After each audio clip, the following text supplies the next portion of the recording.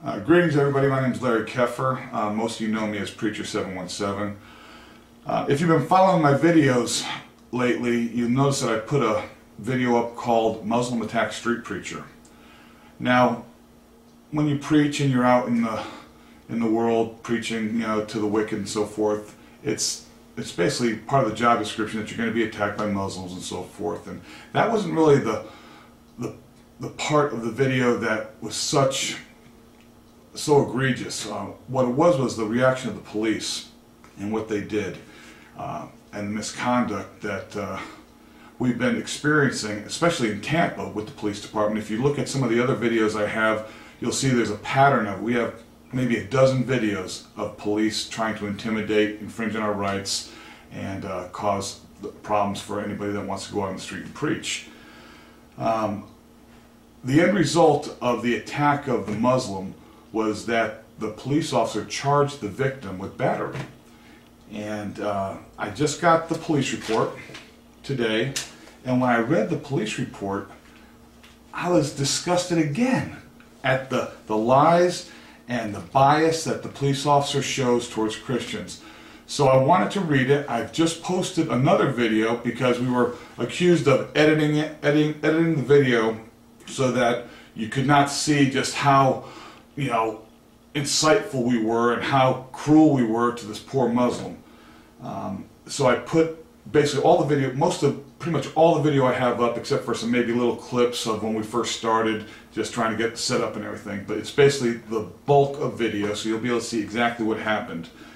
I am going to read this report in its entirety, and then I want you to go watch the video. And then I want you to call the police department, call the chief of police, call the mayor, call whoever you would like, and express your outrage. After I read this report, I'd like you to go watch the video, and I want you to judge for yourself, regardless of whether you believe what we believe as far as Jesus Christ being the Lord and Savior, whether you agree with the way we preach the gospel out on the street. Regardless of that, I'd like you to hear exactly what this police officer said, all right? Make a judgment call for yourself whether this man is lying, whether he is biased and has an agenda to actually show the Christians as some radical, hate-filled fringe group trying to cause disruption on the streets. You be the judge on this, but I'm going to go ahead and read this, and I'm going to want you to go ahead and watch the video afterwards. Okay, this starts out with a case summary from Kevin Krupa Badge number 565. This is regarding April 16, 2011. It says the two defendants were engaged in a religious debate outside of the St. Pete Times Forum and became argumentative. The argument then turned physical, with one defendant allegedly pushing the other and the other responding by headbutting the first. Injuries were minor and were treated on the scene by Tampa fire personnel. Per instruction, the defendants were released on their own recognizance. Now here's the initial report. It says, the writer, who is Kevin Krupa, Badge 565, the writer was working in an extra duty capacity at the St. Pete Times Forum for a concert featuring the musical talents of Lady Gaga. The writer was tasked with working the pedestrian crosswalk in front of the venue of Channelside Drive and Jefferson Street North. During the entire time on scene, a religious group was protesting the event and continuously engaged in debates with patrons. Actually, we were preaching the gospel, and actually hardly anybody talked to us. So I'm not sure where he gets with these debates. But this resulted in much profanity from the patrons. The negative reaction appeared to be what the religious group was seeking. Now that's opinion right there. So we don't seek, negative reactions. We actually go out there hoping to find someone that will actually receive the truth of the gospel and come to repentance. The negative reaction appeared to be what the religious group was seeking, and the verbal exchanges became personal and nasty. The protesters thrived on the exchanges and continued to fuel the fires of emotion in the patrons. Sounds like opinion to me. The writer, while actively engaged in the pedestrian crossing, had to stop his performance of duty to address some of the unpleasantries exchanged between the patrons and the protesters, mainly due to the presence of families with younger children. The patrons were responding negatively to the protests, and the responses were very profane and disturbing. The protesters were citing immoral behavior and perversion as a reason for their protests, and the group made a point of addressing those who appeared to embrace the homosexual lifestyle as well. Curious, why would he even mention homosexual lifestyle in this? Okay, these exchanges between the group and the patrons continued, but did not rise to a level outside of the First Amendment rights, despite the group's clear attempts to incite further reaction from the patrons. The group even addressed those patrons who were passing by in their vehicles by use of their megaphone loudspeaker. During a traffic backup on Channelside Drive, vehicles were stopped at the crosswalk and were in full view of the protesters. One such vehicle had a male driver dressed in what appeared to be traditional Middle Eastern apparel, and he had his driver door window open. It was unknown if the driver was a Muslim or of any other affiliation, but the protesters immediately turned their attention to the driver based on his physical appearance. Now, how would he know that? The protesters began verbally berating the man and the Muslim faith, and their attacks became personal and nasty. Once traffic was allowed to move, the protesters turned to their preaching at the concert patrons. I don't believe that ever happened. And if there was someone driving by, why would we single out one person? There were so many other wicked people around. That just doesn't make sense to me. It kind of seems like a bias or an agenda that he's trying to present in this report. A short time later, a white male dressed in what appeared to be traditional Middle Eastern attire with a small cloth on his head approached the group and began to debate the Bible and the Quran. This was the same driver who was verbally attacked by the protesters. The group accepted this challenge by resorting to negative and personal criticism of the Quran, Allah, and Muhammad. The negative comments brought forth an emotional response from the man, defendant Asmakak, I guess that's how you pronounce his name. The writer overheard the exchanges and was forced to stop his duties to address the same. Okay. Now, realize this, you're going to watch this video afterwards and you're going to see if what he's saying is true or not. Okay. The writer politely asked the man to ignore the comments and to leave before the discussion worsened. The man, clearly not at the forum to attend the concert, cited freedom of speech and religion and his duty to address the lies and false statements presented by the group. The writer repeated to the man that he needed to avoid further debate with the group, and his heated reactions were exactly what the group was attempting to incite. And how does a police officer know what our intentions are? It seems another kind of leading in this report. The writer advised the man that the discussion would cross tolerance limits and would lead to more than just debate, and that he needed to ignore the comments and leave. Due to the heavy pedestrian traffic, the writer could not take further action to address the disturbance. The group continued to inflame the man's emotions by attacking his religious idols and seeking further reaction. Now, I'll tell you, I want you to watch this video and see if this actually happened, because this is like a lie, if I can be honest with you. This continued exchange caused the pedestrian traffic to stop and offer their own opinions regarding the debate. The crowd was clearly against the group and their message. We're at a Lady Gaga concert. What do you expect? The writer continued crossing the pedestrians, which in turn took them away from the debate and diffused their emotion. Well, I'm glad this police officer is such a great psychologist that he can diffuse their emotions while he waves them to walk across. I wonder how many conversations he had in the course of their traveling across the street. The writer then noticed that the man Asmakak and one member of the group, defendant Capo, began to have a heated exchange. Capo loudly and clearly began to insult Islam, Allah, and Muhammad, and the Quran in an attempt to incite Asmakak further. The writer then again was forced to stop his duties and approach the two subjects, briefly advising both that they needed to stop their verbal attacks against each other. Their verbal exchanges had become nasty and personal at this time and were causing a disturbance. This is an outright lie. He had never talked to Mr. Capo. He never came back a second time. So this is an outright lie. This is actually filing a false police report right here, which I believe in the state of Florida is a felony. The writer again turned to his pedestrian crossing duties. A few moments later, the rider noticed both subjects in a physical altercation, as he had been alerted to the altercation by the man with the megaphone. Later identified as Larry Keffer. The rider ran over to the altercation. That's another lie. If you look at the video, he didn't run over to the altercation. All right, and observed Keffer placing Asmakik in a headlock and pulling him away from Capo.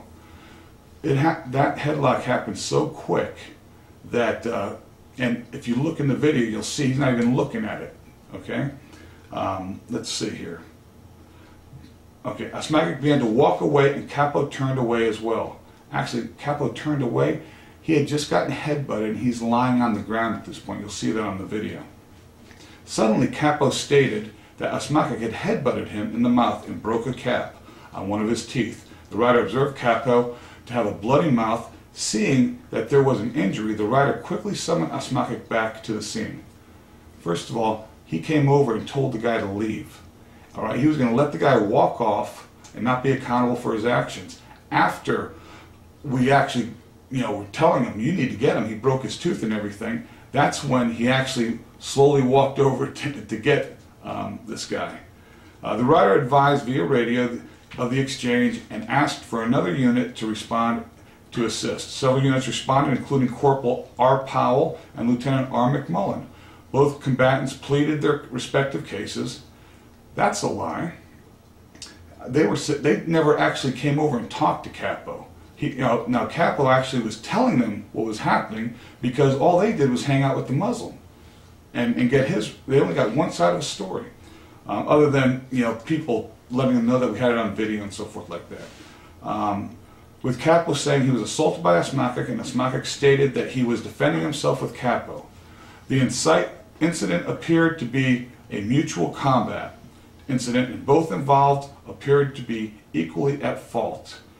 Now, how could that be? If you'd actually seen the video that we're telling me had, he never actually talked to any of the witnesses that were there. We had about 4 witnesses, never even asked for the witness's name, and never even talked one-on-one except to get personal information from Capo. So, that's about as poor police work as you can possibly have in anything. So, let's see. The rider believed both to have been mutually engaged in the altercation and advised Corporal Powell of the same. The rider advised that charges of disorderly conduct and affray could easily be levied against both of them, but that the sensitive nature of the incident required supervisory approval or input. After discussion, the rider was instructed to charge each combatant with battery and to release them on his own recognizance. This was based solely on the information obtained on scene from the 2 combatants. The rider obtains each combatant's information and asked that they stand in a specific location in order for the rider to complete the criminal report affidavits. The riders would not be able to watch both subjects if they were not in the area near the rider. In such a note at this time that Tampa Fire Rescue was summoned for medical attention for Capo, but it was learned from Asmakik also had a small laceration on the top of his forehead. I asked the police officer, you'll see in the video, to call for an ambulance, and the police officer pretended to call. You'll see that it says that he's calling them, but he did not. They never came. About an hour later, or half hour later, whenever it was, we actually had to make a call to have them come.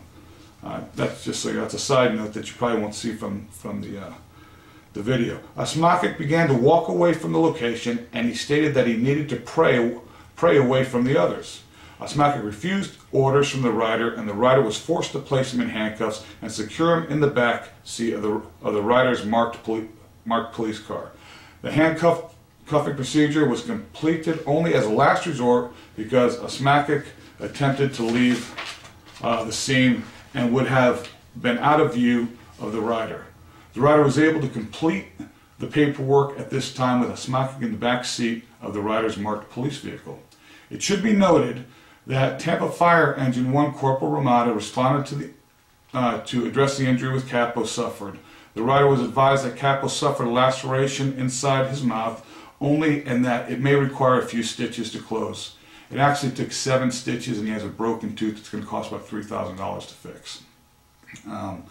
Let's see. Okay, Capo refused transportation to the hospital to treat the injury. Tampa Fire also treated the laceration to Asmakic's forehead when he was released. The rider had each defendant sign the CRA to provide a signature. Capo was clearly the more vocal of the two, stating that the police only protect the rights of Muslims and gays. Despite his displeasure, Capo accepted the notice to appear. He had to. The guy said he was going to take him to jail if he didn't. So, I mean, and he actually said, I'm doing you a favor, because otherwise, I wouldn't ROR you because, you're not local. So, I mean, he basically signed it under duress because he had no choice other than go to jail if he didn't. Asmakic also provided a signature and thumbprint, and each were released from the scene on their own recognizance. Each defendant had provided a Florida driver's license as proof of their respective identities. It was during the final moments of the incident that the rider was made aware that subject Kefir had a camcorder and was videotaping the incident. The rider did not know if the camcorder was present during the earlier proceedings. Now you'll see that this is another lie. Okay, this is as simple as it's a lie. He was aware from the very beginning that we had a video recorder. When we were videotaping the Muslim as he was talking to him, and you hear him say he can do whatever he wants because the Muslim didn't want us videotaping. So for him to say that he wasn't aware that we were videotaping is an outright lie.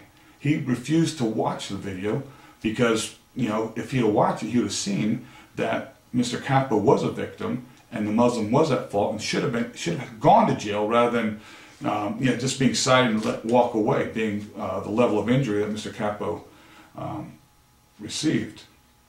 Okay. It should be noted that both defendants could have easily been charged with disorderly conduct and affray for their actions. Neither defendant showed religious tolerance for the other's point of view, and it appeared that both defendants were seeking a physical confrontation.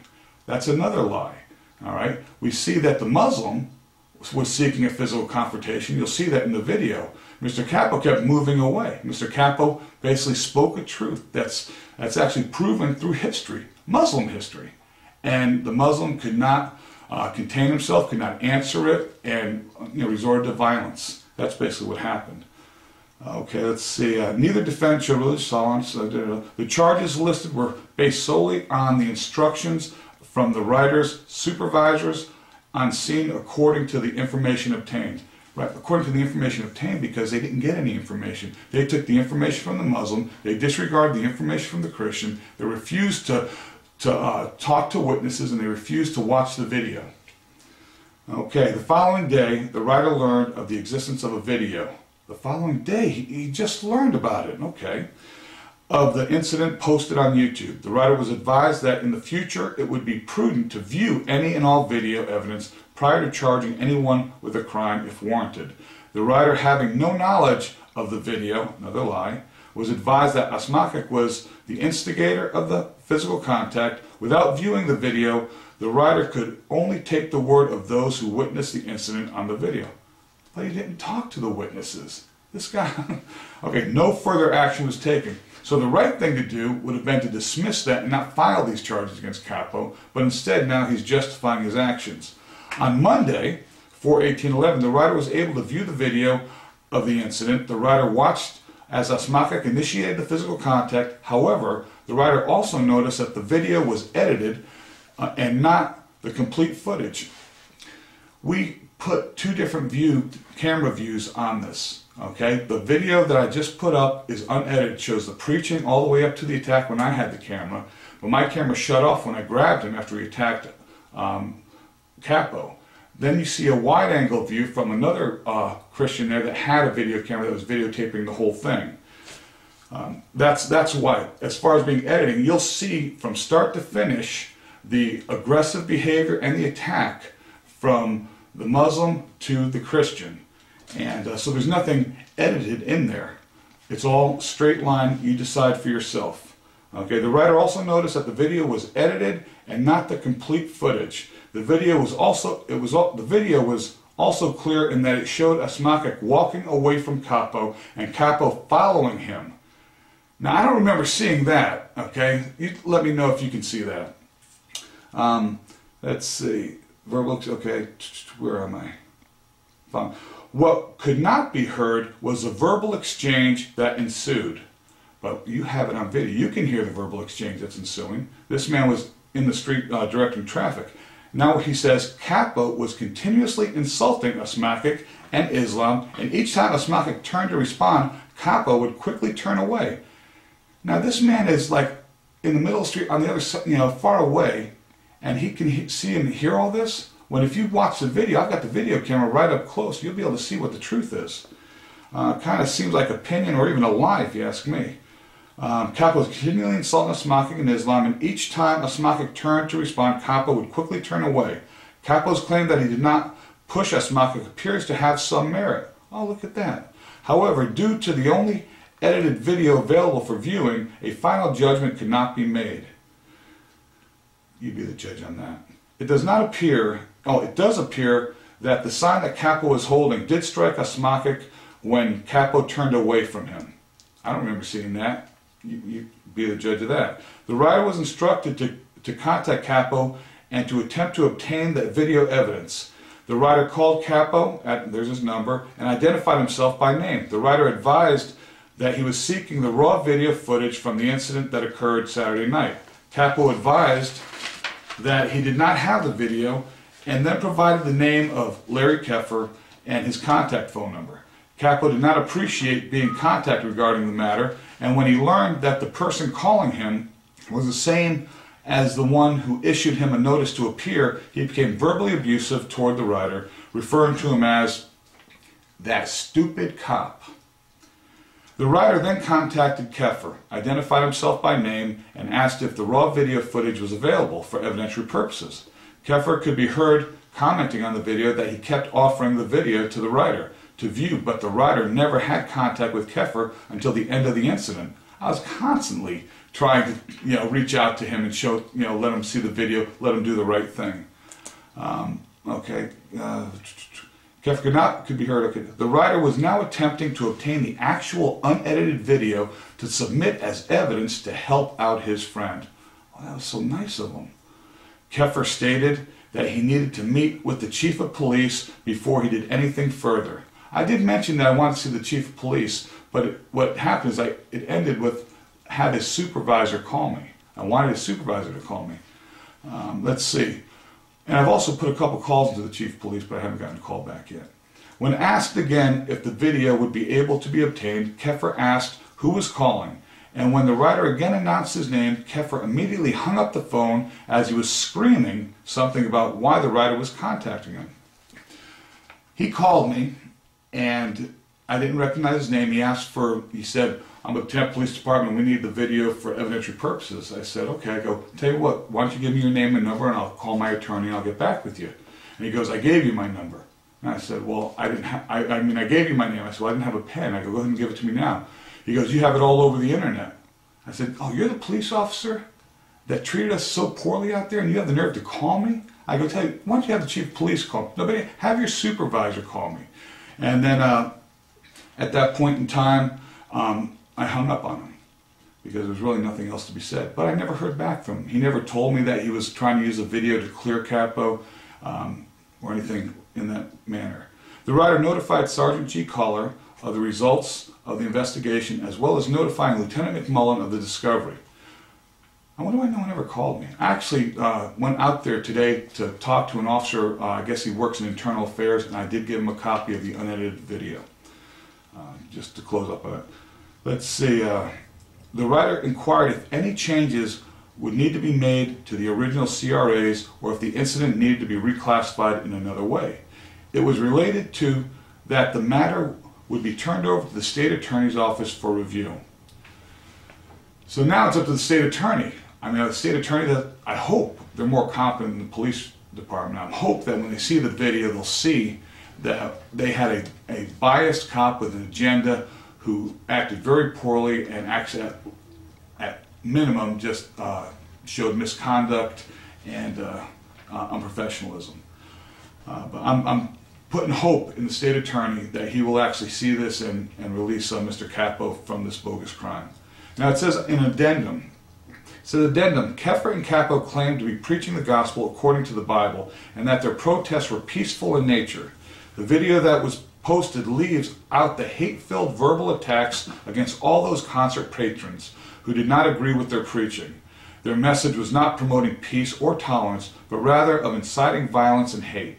Their actions contributed to the physical altercation, and the fact that they were videotaping the incidents shows that they were planning on expecting reactions like the one from Asmakik. Asmakik was given sufficient warning to leave and ignored the comments, but he chose to stay and engage in a debate, and ultimately resulted in the charges being filed. You know, we actually have a video camera to protect us from police officers that lie, from violent people that attack and then claim self-defense. I mean, this is a great example of why you need a video camera. If you're a street preacher out there, you should not go out on the street without a video camera, period. Because something like this will happen. If we did not have a video camera, there'd be no hope for Mr. Capo. He'd actually be charged with battery and probably, you know, get sentenced on it because you have a lying police officer. So anyways, you know, in this last comment, it's like you view this video that you're about to watch actually has the preaching. So you listen to the preaching, you see if we're trying to incite or, you know, promote people to come and attack us so that we can videotape it. It's just ridiculous. It says no further action was taken. So instead of doing the right thing and calling Mr. Capo and saying, look, we made a mistake and, you know, we're sorry, go ahead, you know, you don't have to come back for an arraignment or anything like that, you're free. They're actually taking this and going to the state attorney, and hopefully they'll have better sense in the police department. That's it.